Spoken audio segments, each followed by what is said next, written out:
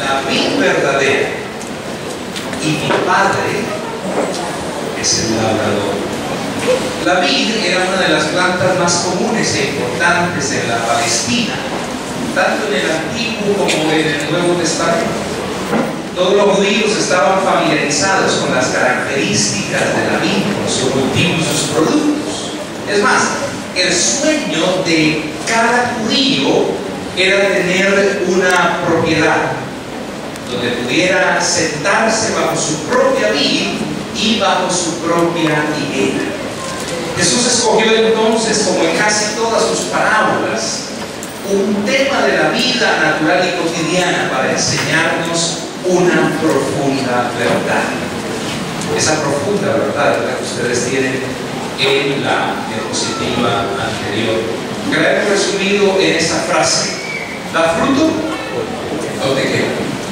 Para que usted y la persona que tenga a su lado lo recuerden de aquí en adelante, dígaselo por favor, de parte del Señor, hermano, ¿da fruto o te queda? ¿Da fruto o te queda? Abra su Biblia por favor en el capítulo 15 del Evangelio según San Juan. Juan 15. Vamos a meditar, vamos a obedecer también los versículos 1 al 17 de este capítulo. Vamos a ir leyendo en la medida en que avancemos en la exposición toda esta sección del capítulo 15. Pero déjenme resumirle la enseñanza de este capítulo en un párrafo. Escúchelo bien.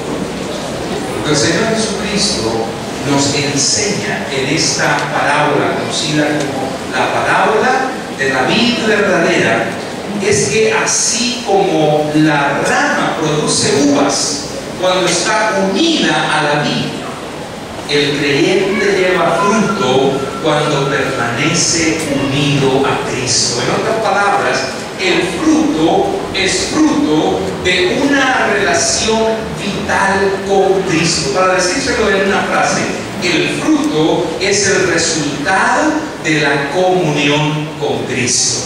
¿Puede decir conmigo esa última frase? Dígalo conmigo. El fruto es el resultado de la comunión con Cristo. Lea conmigo, por favor, el versículo 1. Yo soy la vid verdadera y mi Padre es el labrador. Jesús dijo: yo soy la vid verdadera. Es decir, Él cumplió el propósito para el cual se planta una vid. ¿Cuál es ese propósito? Que dé fruto. El profeta Isaías, hablando del fruto del sacrificio de Cristo, declaró: verá el fruto de la aflicción de su alma y quedará satisfecho. ¿Saben ustedes cuál es el fruto de la aflicción del alma de Jesús, hermano? Usted y yo. Usted y yo. Somos el fruto de esa vid verdadera que es el Señor Jesucristo. Ahora, si Jesús es la vid, entonces nosotros, usted y yo, somos los pámpanos, son las ramas por medio de los cuales el Señor Jesucristo continúa llevando el fruto de su sacrificio en la cruz. En otras palabras, el Señor Jesucristo sigue dando fruto a través suyo y de cada creyente que quiere convertirse en un discípulo fructífero. Por eso la invitación de parte del Señor en esta mañana para ustedes: sea un discípulo fructífero. Sea un discípulo ¿qué? Fructífero. La pregunta es: ¿cómo puedo ser? ¿Cómo puedo ser un discípulo fructífero? ¿Cómo puedo dar el fruto esperado por Dios? Para responder a esta pregunta tenemos que responder primero otra pregunta: ¿de cuál fruto está hablando Jesús aquí? Porque Jesús está hablando en forma figurada. Figuradamente hablando, fruto significa obras o actos. ¿Qué significa fruto? Actos. El fruto, por así decirlo, es la expresión visible del poder que obra interna e invisiblemente, siendo el carácter del fruto evidencia consecuencia del poder que lo produce. Fíjense usted, todo el poder que tiene una vid se plasma en su fruto. ¿Cuál es el fruto de la vid? La uva. Todo el poder de un árbol de mango se materializa en su fruto, un mango. El fruto del que está hablando aquí el Señor Jesucristo, sin embargo, es el fruto del Espíritu Santo. Ese fruto es fruto del poder invisible del Espíritu Santo en aquellos que cultivan una relación vital con Cristo. Ese fruto es el mismo carácter de Cristo, que es sencillamente el resultado de una comunión con Él. Usted conoce bien las 9 manifestaciones de ese fruto. ¿Las recuerda? Mas el fruto del Espíritu es amor, gozo, paciencia, benignidad, bondad, fe, mansedumbre y templanza. Pero el fruto en la Biblia se refiere también al fruto de discípulos como resultado de la evangelización. A ese fruto se refería el Señor Jesucristo cuando nos adelantó las recompensas que nos esperan si hacemos discípulos. Dijo Él, y el que siega, el que cosecha, recibe salario y recoge fruto para vida eterna, para que el que siembra goce juntamente con el que siega, con el que cosecha. Usted entonces lleva fruto cuando refleja el carácter de Cristo en su vida, cuando se parece a Jesús un poco más cada día, pero también cuando permite las manifestaciones del Espíritu Santo en su vida. Usted lleva fruto cuando es y cuando da testimonio de Jesucristo a sus familiares, a sus vecinos, a sus compañeros, cuando les comparte el plan de salvación, cuando les guía para que reciban a Cristo como su Señor y como su Salvador, y les acompaña en su proceso de crecimiento en la fe. En otras palabras, usted lleva fruto cuando es y cuando hace discípulos de Cristo. ¿Cómo podemos entonces llevar ese fruto de carácter y también de discípulos? El Señor Jesucristo nos recuerda en esta mañana 2 verdades muy sencillas. Esto, hermanos, no es un misterio, como el Evangelio es sencillo. ¿Usted quiere dar fruto? Usted necesita, en primer lugar, permanecer unido a Cristo. Lea conmigo, por favor, los versículos 4 al 6. Permaneced en mí, dijo el Señor Jesucristo, y yo en vosotros. Como el pámpano no puede llevar fruto por sí mismo si no permanece en la vid, así tampoco vosotros si no permanecéis en mí. Yo soy la vid, vosotros los pámpanos. El que permanece en mí y yo en él, este lleva mucho fruto, porque separados de mí, ¿qué pasa? Nada podéis hacer. El que en mí permanece, el que en mí no permanece, ¿qué pasará con él? Será echado fuera como pámpano y se secará, y los recogen y los echan en el fuego y arden. Lo que el Señor Jesucristo, hermano, nos está enseñando aquí es que la rama que está unida a la vid lleva fruto como consecuencia de su unión vital con el árbol. Rama que permanece unida a la vid produce uvas, pero rama que se separa de la vid solo es buena como leña para el fuego, para hacer sancocho o tamales. Pero asimismo, hermanos, el creyente que lleva fruto es aquel que permanece unido a Cristo, quien es la vid verdadera. Para permanecer es la palabra más importante en esta parábola. Y si usted quiere hacer el ejercicio en casa, cuente el número de veces que se repite la palabra permanecer. ¿Pero qué es permanecer? Permanecer es mantenerse sin cambio en un mismo lugar, estado o calidad. Es estar en algún sitio durante cierto tiempo. Es que uno no ve las ramas de un árbol cambiando de lugar todos los días, ¿no es así? Las ramas están siempre ahí. Uno tampoco las ve haciendo posturas o haciendo fuerza, sudando para mantenerse en su lugar. Simplemente permanecen ahí. Permanecer en Cristo, entonces, hermanos, significa mantenerse en la posición, mantenerse en la condición que Dios mismo nos dio en Cristo. Y la Biblia dice que Dios el Padre nos sentó en lugares celestiales juntamente con Cristo. Figuradamente hablando, Él nos colocó como ramas de la vida. A esa verdad se refiere el Señor Jesucristo en el versículo 16, que le invito a que lea conmigo o lo recite si usted lo sabe de memoria. Dijo el Señor Jesucristo: no me elegisteis vosotros a mí, sino que yo os elegí a vosotros. Yo os he puesto para que vayáis y que deis fruto, y vuestro fruto permanezca. Que todo lo que pidiereis al Padre en mi nombre, Él os lo dará. Así como la rama no elige la vid, es la vid la que elige la rama. No fuimos nosotros los que elegimos a Cristo. Él nos eligió a nosotros y nos colocó como ramas de esa vid que es Él, para que llevemos el fruto de su carácter y de discípulos.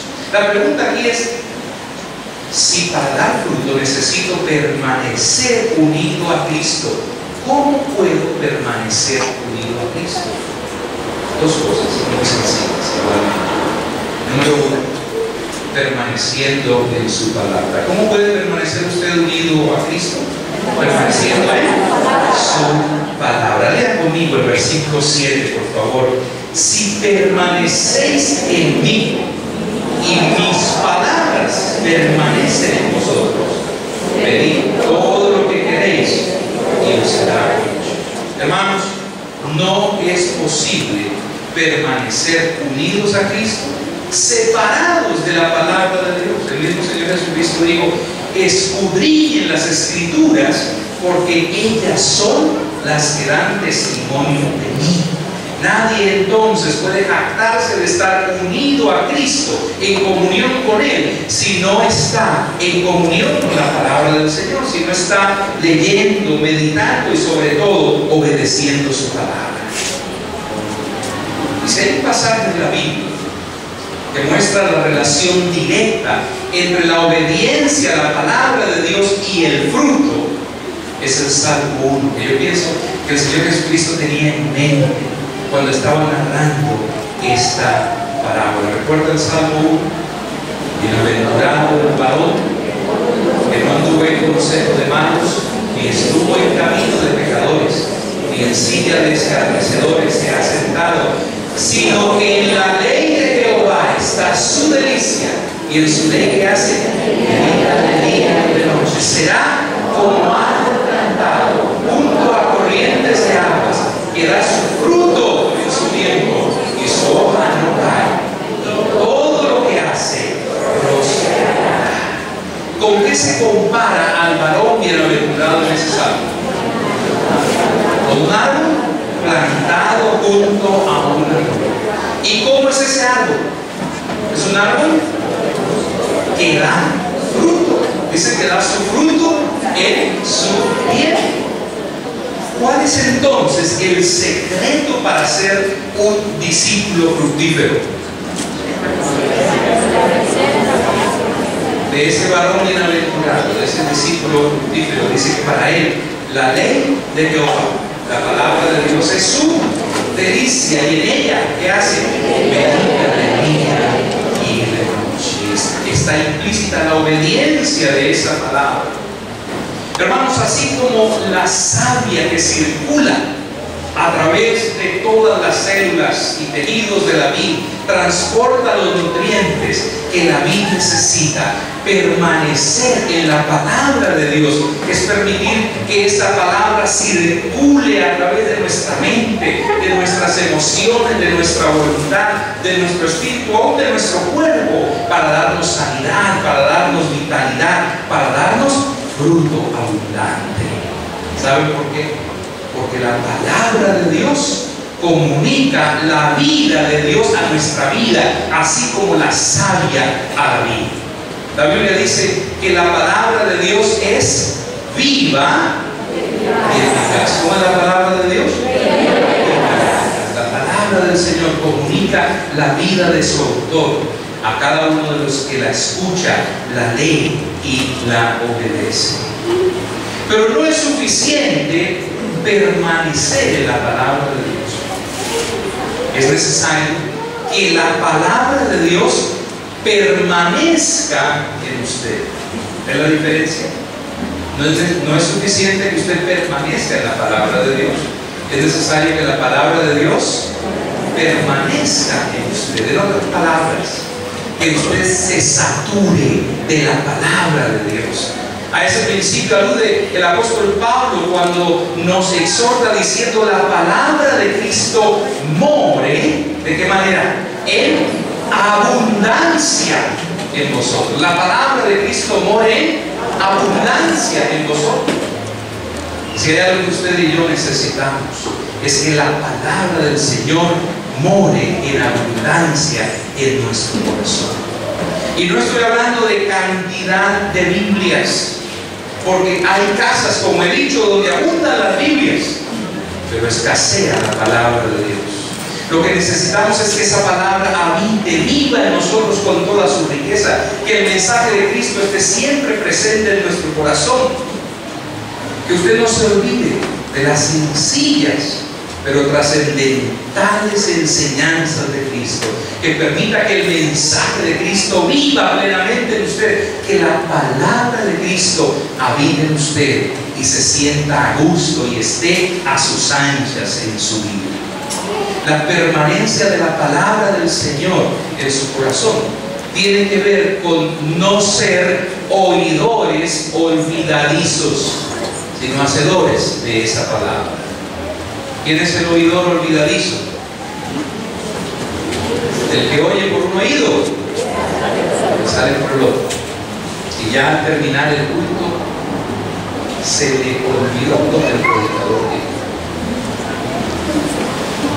El que es oidor no olvidadizo es el que hace todo lo posible, hace la parte que le corresponde, para que la palabra del Señor no pase en vano a través de su mente, sino que esa palabra sea retenida en la mente y entonces sea iluminada por el Espíritu Santo, para que se produzca entonces una verdadera renovación de su mente, y a través de esa renovación de la mente haya una transformación radical en su vida.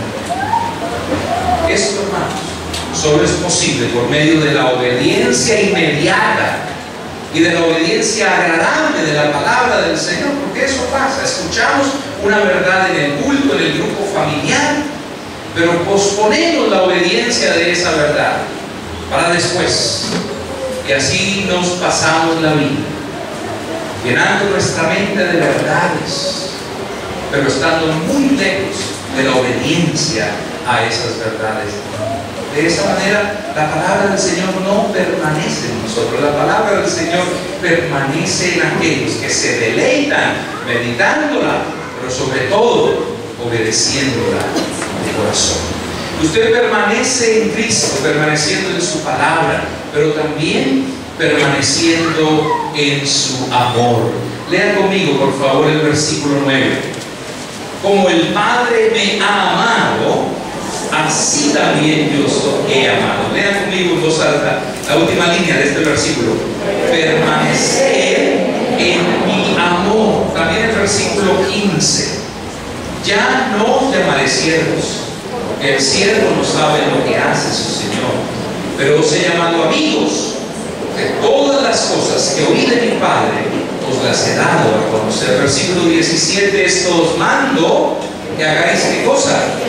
Que os améis unos a otros. Eso es permanecer en el amor de Cristo. ¿Qué quiso decir el Señor Jesucristo con estas palabras? ¿Qué es permanecer en el amor de Cristo? La exhortación aquí es la misma del principio, de permanecer en la posición en la que Él mismo nos ha colocado. Permanecer en el amor de Cristo, el disfrutar de la seguridad de su amor incondicional hacia nosotros, de ese amor que lo llevó a dar su vida por nosotros. Pues dijo él, nadie tiene mayor amor que este, que uno ponga su vida por sus amigos. ¿Y saben qué hizo él? Dio su vida, siendo nosotros enemigos de él. Pero en términos prácticos, hermanos, permanecemos en el amor de Cristo cuando obedecemos su palabra. Por eso en el versículo 10 leemos: si guardareis mis mandamientos, ¿qué va a pasar? Permaneceréis en mi amor, así como yo he guardado los mandamientos de mi Padre y permanezco en su amor. Versículo 12, este es mi mandamiento, que os améis unos a otros. Y 14, vosotros sois mis amigos si hacéis ¿qué cosa? Si hacéis lo que yo os mando. En otras palabras, el amor de Dios y el amor a Dios se demuestran con la obediencia. Lea conmigo, por favor, el versículo anterior. Vosotros sois mis amigos si hacéis ¿qué cosa? Lo que yo os mando. ¿Recuerdan ustedes, hermanos, que ese fue precisamente el reclamo del Señor a los creyentes de la iglesia de Éfeso? El Señor les escribió a través del apóstol Juan: pero tengo contra ti que has dejado ¿qué? Tu primer amor.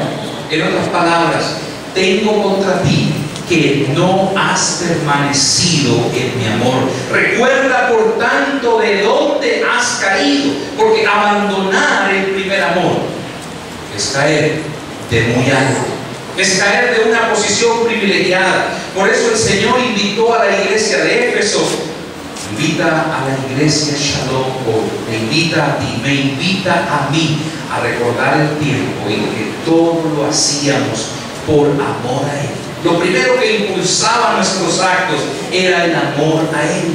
Porque al Señor le interesa no solamente lo que hacemos, al Señor le interesa por qué lo hacemos, cuál es nuestra motivación, qué es lo que nos impulsa a servir al Señor. Es el amor de Él, el amor por Él, el amor para Él. ¿O estamos pensando solamente en la bendición que vamos a recibir? ¿O en el reconocimiento que nos va a dar? No que esa bendición o ese reconocimiento no sean importantes, pero si su motivación, y escuchen principalmente líderes siervos, si su motivación para servir al Señor no es el amor por Él y para Él, has dejado tu primer amor y necesitas entonces arrepentirte. Arrepiéntete, dice el Señor. Ese primer amor es el amor de los esponsales. Sus notas son sencillez y pureza. Amor marital es la respuesta del amor al amor. El sometimiento de un gran amor a un gran amor. La sumisión de un amor desinteresado a un amor que se niega a sí mismo. El primer amor es dejarlo todo por el amor que lo ha dejado todo. El amor de Dios en la persona del Señor Jesucristo. Si usted quiere dar fruto, usted necesita permanecer en Cristo, permaneciendo en su palabra y en su amor. Pero en segundo y último lugar, usted necesita, para dar fruto, usted necesita ser podado por Dios. ¿Qué necesita? Eso no nos gusta tanto, ¿cierto? Pero lo necesitamos. Versículo 2, léalo conmigo, por favor. Todo pámpano que en mí no lleva fruto, ¿qué hará el Señor? Lo quitará. Pero todo aquel que lleva fruto, ¿qué hará? Lo limpiará, lo podará. ¿Para qué? Para que lleve más fruto. Podar es cortar, es quitar esas ramas superficiales de los árboles, de las vidas y de otras plantas, para que fructifiquen con más vigor. Figuradamente hablando, podar es eliminar ciertas partes, ciertos aspectos innecesarios o negativos de la vida de una persona. Cuando las vides alcanzan la etapa de fructificación, se podan, eso sí, con todo el cuidado del caso, para reducir el número de yemas, pues los brotes, escuche bien, los brotes que nacen de las yemas restantes después de ser podadas son más prolíficos y forman uvas de mejor calidad. Por otro lado, la uva está expuesta al ataque de un gran número de insectos, de parásitos y de enfermedades. Y la poda es una manera en que se pueden tratar y prevenir esas enfermedades. La poda, hermanos, garantiza la vitalidad de la vid y la buena calidad del fruto, así como la prevención de las enfermedades que la atacan comúnmente. Una de las notas distintivas de las últimas vacaciones que el Señor nos permitió disfrutar en familia fue la visita precisamente a un viñedo. Y mientras nos daban allí la instrucción acerca del cultivo de la vid y de todo el proceso del vino, yo recordaba esta parábola sin saber que iba a estar compartiéndola con ustedes en el día de hoy. Y tomé entonces algunas fotos de aspectos que me parecieron significativos. Quiero compartirles por lo menos las dos fotos siguientes. Bueno, lamentablemente la resolución de la foto no es tan buena aquí, pero esta es la foto de una vid que ha sido podada. Nos explicaban allí que por lo general un árbol de estos es productivo durante 12 años. A lo largo de esos 12 años, esa planta es sometida a muchas podas. Con esfuerzo ustedes alcanzan a apreciar las ramas superiores. Allí se ven diferentes colores que representan las diferentes podas que esa vid ha sufrido. Ese día que estábamos allí, interesantemente, vimos esta escena. No sé si ustedes la alcanzan a ver. Hay unas vides en pie, pero hay otras vides tiradas en el piso. Había un operario arrancando esas vides. Cuando preguntamos, bueno, ¿por qué están haciendo eso? La respuesta fue porque esas vides ya dejaron de dar fruto. Recordé entonces las palabras del Señor. ¿Qué pasa con la vid que no da fruto? Es arrancada, es cortada, es tirada para servir solamente como leña. De la misma manera, hermanos, en que las ramas de la vid necesitan ser podadas, también nosotros como pámpanos espirituales necesitamos ser podados y limpiados. La poda espiritual de parte de nuestro gran labrador nos garantiza nuestra vitalidad espiritual y nos previene también de contraer enfermedades que nos hagan estériles o que malogren el fruto del Señor en nuestra vida. Ahora, para la poda natural se utiliza un instrumento especial que se llama precisamente la podadera, una herramienta aserada con corte curvo, con mango de madera o de hierro. Pero ¿saben qué usa Dios para la poda espiritual? Usa varios, pero el más importante de todos es su palabra. Su palabra. Por eso leemos en el versículo 3: ya vosotros estáis limpios, podados. ¿Por qué? Por la palabra que os he hablado. La palabra del Señor, entonces, hermanos, tiene el doble efecto de podar y de limpiar. Pero escúcheme bien esto. En última instancia, en la vid hay solamente dos clases de ramas: las que llevan fruto y las que no llevan fruto. Las que llevan fruto son podadas. A esas el viñador las poda, las limpia para que lleven más fruto. Pero las que no llevan fruto, el labrador no pierde tiempo, no pierde esfuerzo, simplemente las corta y las amontona como leña para el fuego. De igual manera, hay solamente dos clases de creyentes. ¿Saben ustedes cuáles son? Los que llevan fruto y los que no llevan fruto. ¿Qué hace el Señor con los creyentes que sí llevan fruto? que se invierte el tiempo y el esfuerzo de la poda y de la limpieza. Y aunque suene fuerte y duro, hermanos, a quienes no llevan fruto, entonces, simplemente, como en la parábola, los corta y los amontona para el fuego de la prueba y del juicio. La pregunta para ti entonces en esta mañana es: ¿qué clase de creyente eres? ¿Está llevando fruto? Y en ese caso está siendo podado por la palabra de Dios. Estás permitiendo que el Espíritu Santo ilumine en tu corazón la palabra de Dios, que va cortando aquellos pensamientos, palabras, actitudes, acciones, vicios, hábitos, pecados, relaciones, ídolos, costumbres que están haciendo de ti una persona espiritualmente infértil. La evidencia de que eres un creyente fructífero es que está siendo podado por la palabra de Dios.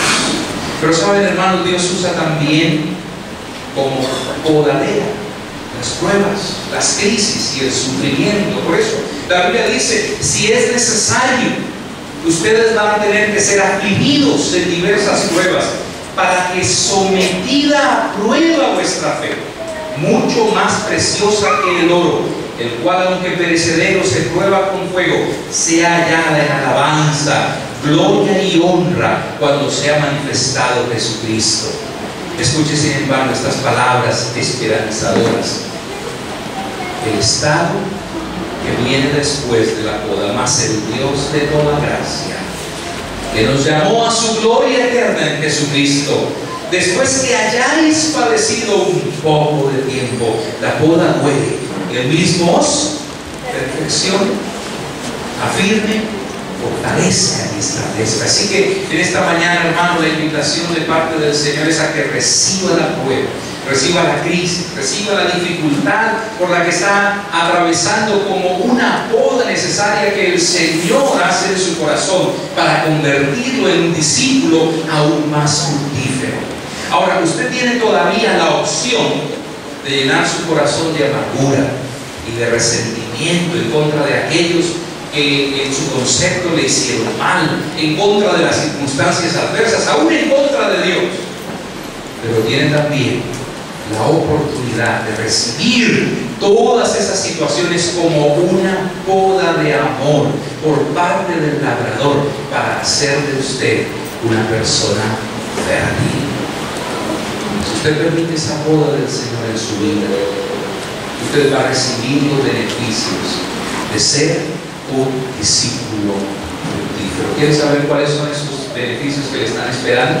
He aquí, el primero de ellos: si usted es un discípulo fructífero, sus oraciones van a ser respondidas. Lea conmigo el versículo 7, por favor. Si permanecéis en mí, mis palabras permanecen en vosotros.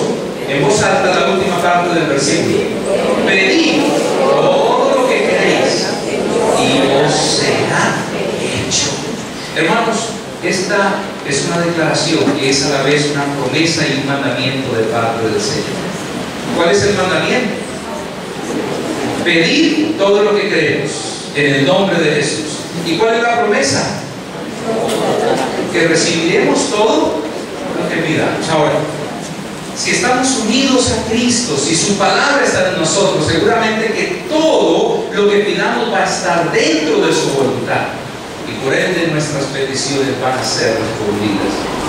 ¿Qué le ha pedido usted al Señor últimamente? ¿Ha respondido en sus oraciones? Una evidencia de que usted es un discípulo fructífero es que sus oraciones también lo son. Sus oraciones son respondidas. Pero no solamente sus oraciones van a ser respondidas, usted va a glorificar a Dios con su vida. Versículo 8: en esto es glorificado mi Padre. ¿En qué? En que llevéis ¿cuánto fruto? Mucho fruto, y seáis así mis discípulos. Ahora, ¿cómo cree usted que se siente un viñador cuando sus viñedos están frondosos, cargados de uvas? ¿Se siente? Sanamente orgulloso. De igual manera, cuando usted y yo llevamos fruto, hermanos, damos gloria a Dios porque manifestamos a otros la naturaleza y el carácter de Dios. Jesús dijo: así alumbre vuestra luz delante de los hombres, para que vean vuestras buenas obras. ¿Recuerdan lo que dijimos al comienzo? ¿Qué es fruto? Fruto es obras. Y glorifiquen a vuestro Padre que está en los cielos. ¿Está glorificando usted al Señor con su fruto? Las personas que le rodean, al ver su amor, su gozo, su paz, pueden decir: este es un verdadero discípulo de Cristo, este es un verdadero hijo de Dios. Y pueden decir: por favor, yo quiero conocer a ese Dios. Eso es glorificar a Dios. Usted entonces va a recibir respuestas a sus oraciones, va a glorificar a Dios, pero va a ser verdaderamente su discípulo, porque así como las ramas se parecen a la vid, nosotros debemos parecernos a Jesús. Eso es lo que significa ser discípulo, seguidor, alguien que sigue las enseñanzas de su maestro y por lo mismo termina siendo como él. Piensen lo siguiente, hermano: Jesús llevó fruto durante toda su vida. Él reflejó el carácter de su Padre, pero también llevó fruto de discípulos. No solamente los 12. El día de Pentecostés dice la Biblia que había cerca de 120 discípulos reunidos en el aposento alto. Así que, haciendo un cálculo superficial, en 3 años de ministerio, el Señor Jesús ganó y formó 120 personas. Pero a través de ellos ya somos millones y millones los que a lo largo del tiempo y del espacio nos hemos añadido a esa caravana triunfante de seguidores suyos, y el Señor Jesucristo llevó fruto. Por eso nosotros, si somos un discípulo, debemos imitarlo a Él, reflejando su carácter, y compartiendo el Evangelio, ganando vidas para Él. La Biblia dice que el que gana almas es como es sabio. Tome entonces, hermanos, si no la ha tomado todavía, la decisión y el compromiso de ganar y de formar en este año por lo menos a una persona para Cristo. Cuando usted es un discípulo fructífero, sus oraciones son respondidas, da la gloria al Señor, se convierte en un verdadero discípulo de Cristo, pero finalmente comparte su gozo. Versículo 11: estas cosas os he hablado. ¿Para qué? Para que mi gozo, dice el Señor, esté en vosotros y vuestro gozo sea cumplido. La Biblia dice que el Señor Jesús sufrió en la cruz sin hacer caso de lo vergonzoso de esa muerte, porque sabía que después del sufrimiento tendría gozo y alegría. ¿De cuál gozo nos habla aquí el escritor? Precisamente del gozo de ver el fruto de su sacrificio. ¿Y recuerdan cuál es el fruto del sacrificio de Jesús? Mírese al espejo. Es usted, soy yo, y los millones de personas que antes y después, a lo largo de la historia, hemos sido alcanzados por los efectos de su muerte y de su resurrección. Hermanos, así como el fruto de la vid, la uva, al ser exprimida y convertida en vino, produce alegría temporal, el Señor Jesucristo, la vid verdadera, derramó su sangre en la cruz por toda la humanidad. Y cuando usted y yo fuimos alcanzados por Él y entramos a disfrutar del nuevo pacto sellado con su sangre, entonces llevamos gozo a su corazón. ¿Qué dice la Biblia que hay en el cielo cuando un pecador se arrepiente? Gozo. Así entonces, cuando usted y yo extendemos los efectos de la cruz a otros, acrecentamos el gozo del corazón del Señor. Esa es su invitación para usted en este día y a partir de este día. Compartamos el gozo del Señor, dando fruto, reflejando el carácter de Cristo, pero siendo y haciendo discípulos de Cristo. ¿Cuál es su respuesta en esta mañana? ¿Das fruto o te quema? No tenemos sino esas dos opciones. ¿Qué prefiere usted? ¿Qué prefiere? Y Y usted y yo hemos recibido toda la provisión del Señor para que así sea, para que seamos discípulos fructíferos. Yo quisiera ver de pie a aquellos discípulos fructíferos que hoy se prestan en las manos del Señor para que Él produzca su fruto. No es el fruto nuestro, no es el fruto de nuestras capacidades, ni siquiera de nuestros buenos deseos. Es el fruto de su presencia, es el fruto de su palabra, es el fruto del poder de su Espíritu en nosotros. Cierre sus ojos y deje conocer en sus propias palabras su decisión del Señor en esta mañana. Quizá lo primero que usted tenga que hacer en este momento es pedirle perdón al Señor, decirle: Señor, perdóname hasta aquí. Yo he sido una persona no fructífera. Yo he sido como una de esas vides, como una de esas ramas que solamente sirve para ser cortada o arrancada y echada al fuego. Pero por tu gracia, por tu misericordia, todavía estoy aquí, disfrutando de tu misericordia extendida. Sin embargo, hoy, Señor, tomo la decisión de prestarme en tus manos para que tú en mí produzcas tu fruto, Señor. Produzcas tu fruto. Ayúdame a parecerme cada día más a Jesús por el poder de tu Espíritu que muere en nosotros. Pero ayúdame, Señor, a guiar a otros a Cristo, así como alguien lo hizo conmigo, que en este año, Señor, me pueda guiar por lo menos a una persona a los pies de Cristo. Y si ese es el anhelo de tu corazón, el Señor va a responder tu oración y tú vas a poder presentarte a Él con tus manos llenas de fruto. Vas a poder decirle, como lo hizo Jesús al presentarse delante del Padre, cumplida su misión: Padre, he aquí yo y los que me diste, he aquí el fruto que he sembrado y cosechado para ti. Hermano, Dios ha hecho toda la provisión. El campo está listo. El Señor Jesucristo dijo: los campos están blancos, listos para la cosecha. Solo basta que tú tomes la decisión de levantarte a cosechar ese fruto en su nombre, con su provisión y en su poder. Así sea. Derrame su corazón delante del Señor en esta mañana. Así su oración tenga que ser como la de aquel hombre que, sintiendo en lo más profundo de su corazón la condición de su patria, se atrevió a decirle al Señor: Señor, dame a Escocia o me muero.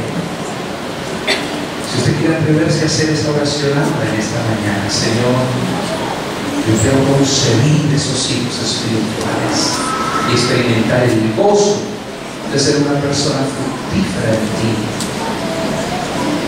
Mientras usted abre su corazón al Señor, yo quiero dirigirme a los amigos que hoy nos han acompañado, que están en este lugar por primera vez y que nunca antes han tomado la decisión de recibir a Cristo como el Señor y el Salvador de su vida. Yo quiero decirle: no es posible dar fruto sin la presencia de Cristo en el corazón, porque como vimos hoy, es permaneciendo unidos a Él que damos fruto. Usted necesita tomar la decisión más importante de todas: invitar a Cristo a su corazón para que Él sea el Señor y el Salvador de su vida.